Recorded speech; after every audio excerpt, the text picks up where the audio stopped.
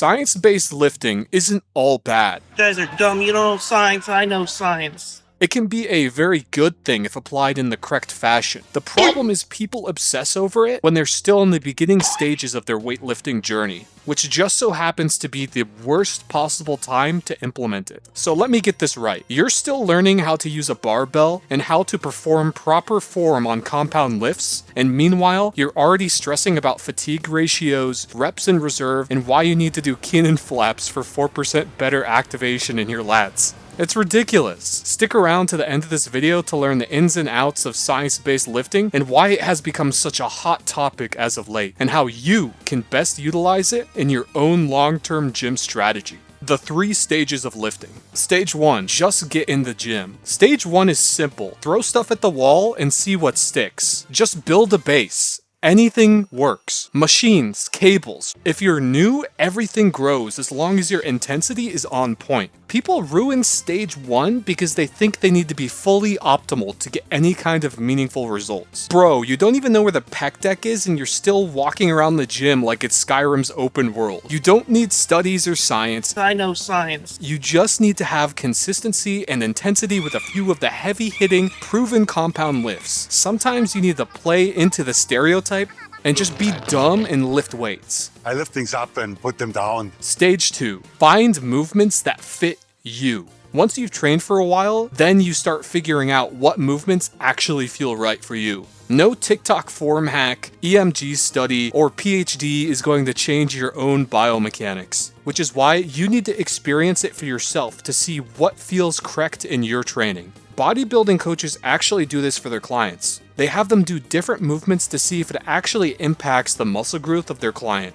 So think of stage 2 like being your own bodybuilding coach in a way. I promise you that you will figure out the minutia as you go along in your gym quest. Stage 3, stimulus discovery, or the how. Stage 3 is the how. How you lift, how you apply tension, what style gives your muscles the best growth signal. You might grow off lighter weights with slow controlled reps. Someone else might blow up from stupidly heavy weights that bend the bar. In my case, I do a leg extension with a normal stack and I feel absolutely nothing.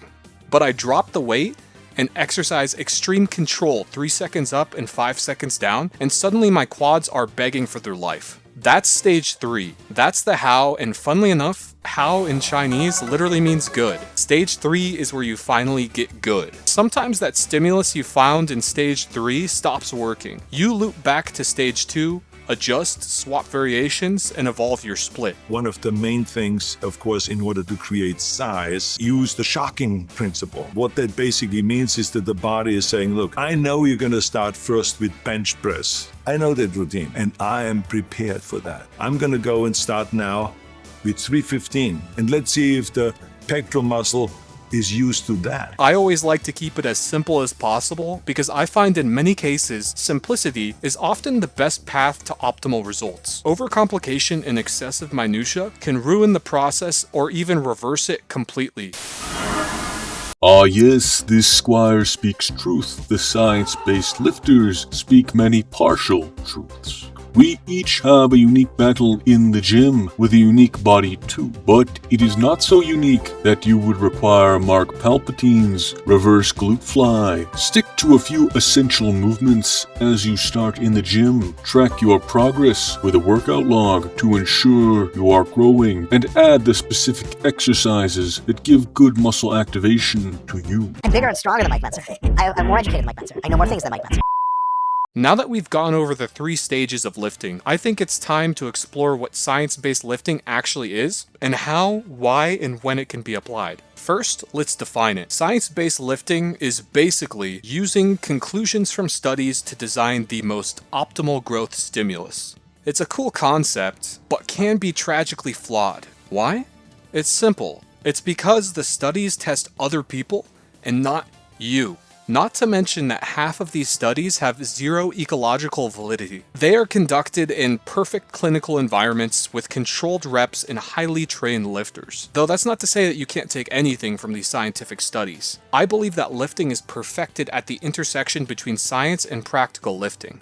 By combining your own first-hand experience and lifting preferences from stages 1 through 3, and then using the scientific studies as an accelerant to your own findings, you can reach what I would like to coin as practicality-based lifting. Take our team at Midknight Labs as an example of why science-based lifting might be flawed. One of us has very short arms, and the other two of us have longer arms. Should all three of us conduct the same chest movements for growth? The same bench angle? The same grip width? Absolutely not. That's not even touching insertions, back curvature, limb stability, genetics. You can't possibly have a study for each independent variable that affects your lifting. Hence why science-based lifting is innately flawed. At the end of the day, the only science that really matters is your own empirical observations. Think of it like you're studying your own body, not Jeff Nippard's. We can roast Mike Israetel and Jeff Nippard all day, but you don't need 12 bench variations and a 3-degree incline adjustment. They aren't going to make you become the next Ronnie Coleman by next Monday, bro.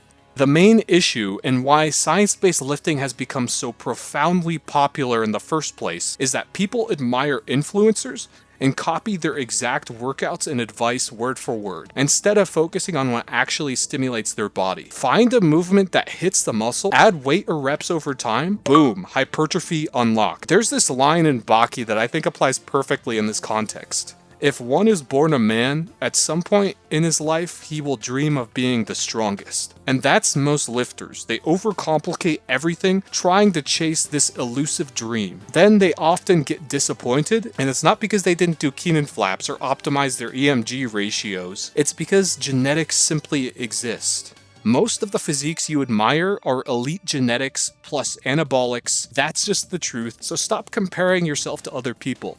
And if Mike Israetel ever tries to sell you glute flies on a yoga ball, just remember this. Yes, reverse glute fly.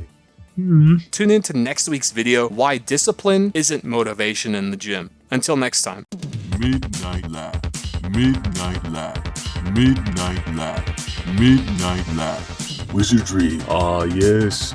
Power output. Midknight Labs. Focus in the gym. Focus. Ah, yes. Midknight Labs.